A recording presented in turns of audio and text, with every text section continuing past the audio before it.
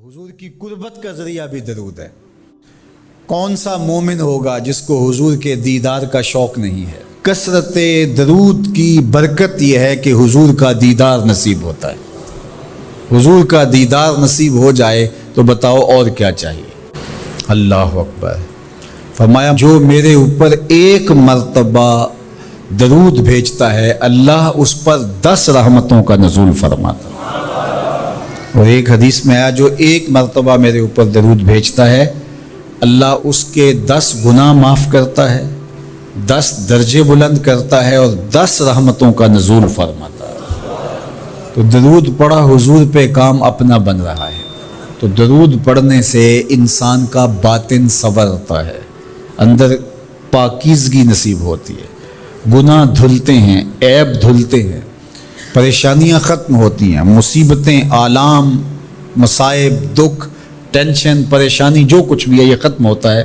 اور درود پرسکون بنا دیتا ہے انسان کو۔ راحت بخش ہے وظیفہ، سرور انگیز ہے یہ وظیفہ، نور بیز ہے یہ وظیفہ، ماحول میں شگفتگی پیدا کر دیتا ہے۔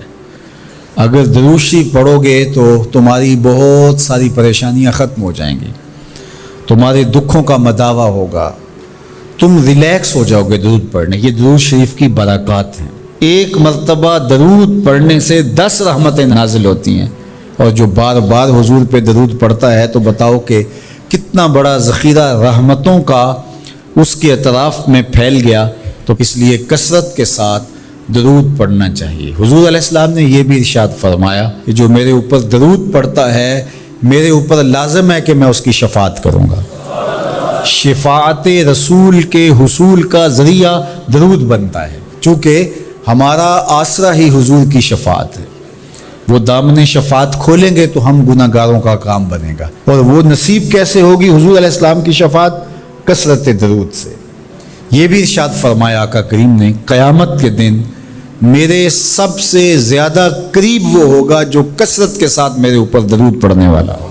اللہ کا فرشتوں کی مجلس میں حضور کی ثنا کرنا یہ درود ہے۔ حضور کی مدح فرمانا، محبوب کی شانوں کو بیان فرمانا۔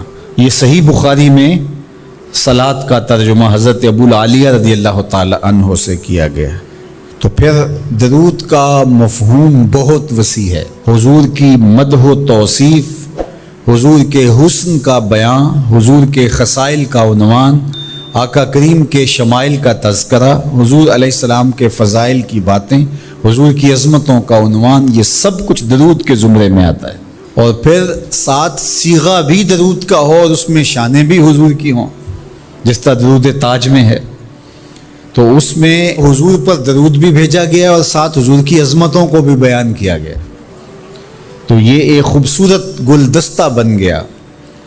درود شریف کے جو مفاہیم بیان کیے گئے ہیں ان سب مفاہیم کو یہ اپنے جلو میں لیے ہوئے ہے یہ درود۔ تو کثرت کے ساتھ حضور علیہ السلام پر درود پڑھنے کی تلقین فرمائی گئی۔ حضرت ابی بن کعب رضی اللہ تعالیٰ عنہ فرماتے ہیں کہ آقا کریم نے ترغیب دی درود شریف پڑھنے کی، باقی امور اور عبادت، ذکر فکر۔ تو میں نے عرض کی، ارشاد فرمائے کہ میں آپ پر کس مقدار میں درود پڑھوں، کتنا وقت، کتنا درود پڑھوں؟ تو آقا کریم نے فرمایا ماشیتا، جتنا تم چاہو۔ فرماتے ہیں میں نے کہا میں 4تھا حصہ درود پڑھوں گا، باقی 3 حصے دیگر عبادات اور دیگر وظائف اذکار بجا لاؤں گا۔ فرمایا جس طرح تم چاہو، جو تمہاری مرضی، لیکن اگر درود کی مقدار کو بڑھا دو تو تمہارے لیے بہتر ہوگا۔ تو میں نے کہا النصف، میں آدھا وقت درود پڑھا کروں گا اور باقی چیزیں باقی آدھے وقت میں کروں گا۔ فرمایا جس طرح تم چاہو، لیکن اگر درود کی مقدار کو بڑھا دو تو تمہارے لیے بہتر ہوگا۔ میں نے کہا کہ حضور میں 2 حصے درود پڑھوں گا اور 1 حصہ باقی وظائف اوراد بجا لاؤں گا۔ فرمایا جیسے تمہارا دل چاہے، لیکن اگر تم درود کی مقدار کو بڑھا دو تو تمہارے لیے بہتر ہوگا۔ فرماتے ہیں میں نے کہا حضور میں پڑھوں گا ہی درود، سارا وقت میں آپ پہ درود ہی پڑھتا رہوں گا۔ فرمایا پھر تمہارے سارے دکھ، تکلیف، اذیتیں، پریشانیاں، اس کے لیے یہ درود کفایت کرے گا اور تمہارے گناہوں کی مغفرت فرما دی جائے گی۔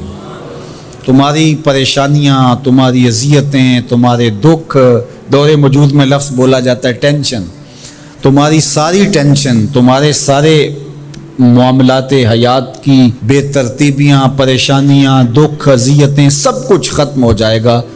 درود سب دردوں کا مداوع ہو جائے گا، سب دکھوں کا علاج ہو جائے گا، سب پریشانیوں کا حل ہوگا، سب مصیبتوں کا مداوع بن جائے گا، اور ساتھ ساتھ تمہارے گناہ بھی بخش دیے جائیں گے۔